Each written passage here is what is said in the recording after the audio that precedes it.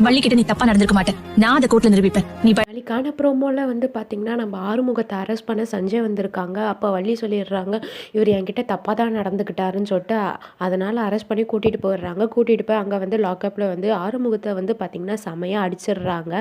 அதுக்கப்புறம் பைரவி வராங்க. அப்ப ஆறுமுகத்த வந்து சொல்றாங்க, கோர்ட்ல வந்து நீ வந்து நிரபராதின்னு சொல்லிட்டு நான் நிரூபிப்பேன் அப்படின்னு வந்து சொல்லிடுறாங்க. அதுக்கப்புறம் கோர்ட்ல வந்து ஆறுமுகத்த வந்து ஆஜர் பண்றாங்க. அங்க வந்து வள்ளிய விசாரிக்கும்போது, வள்ளி வந்து பார்த்தீங்கன்னா, ஆறுமுகத்து மேல வந்து தப்பா தான் சொல்றாங்க. அதுக்கப்புறம் வந்து பார்த்தீங்கன்னா, நம்ம பைரவி வந்து குறுக்கு விசாரணை வந்து வள்ளிய பண்றாங்க. நம்ம வள்ளிகிட்ட வந்து பதிலே இல்ல. அதுக்கப்புறம் ஆறுமுகத்த வந்து விடுதலை பண்றோம்ன்னு சொல்லிட்டு விடுதலை வந்து பண்ணிடுறாங்க. இந்த பக்கம் வந்து பார்த்தீங்கன்னா, சஞ்சய்க்கு வந்து செம காண்டாகுது. ஸோ அதுக்கப்புறம் வந்து பார்த்தீங்கன்னா, ஆறுமுகம் வந்து அடிபட்டதால வந்து நம்ம பைரவி தான் ஆறுமுகத்துக்கு எல்லாமே வந்து பண்ணிட்டுருக்காங்க.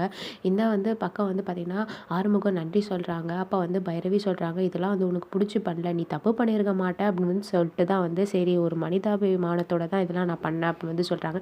"நீ என்ன சொன்னாலும் நான் உன்ன லவ் பண்ணுவேன் பைரவி." அப்படின்னு வந்து சொல்லிட்டு இருக்காங்க. ஸோ அடுத்ததுல வந்து பார்த்தீங்கன்னா, நம்ம சிவாக்கு வந்து சேர்ந்து கொஞ்சம் எல்லாமே ஹெல்ப் பண்ணிட்டுருக்காங்க. அவங்க கை உடைஞ்சதால வந்து ஊட்டிலாம் விடுறாங்க. இதெல்லாம் பார்த்துருந்த நம்ம மகா வந்து கூடிய சீக்கிரத்தில உன்ன இந்த வீட்ட விட்டு அனுப்புவேன் பாரு அப்படின்னு வந்து சொல்லிட்டு மனசுல நினைக்கிறாங்க. ஸோ இது மாதிரி சீன்ஸ் தான் அப்கமிங்ல வருது. தேங்க் யூ ஃபார் வாட்சிங். இது போல நிறைய அப்டேட் தெரிஞ்சுக்கணும்னா நம்ம சேனலை மறக்காம சப்ஸ்கிரைப் பண்ணிக்கோங்க.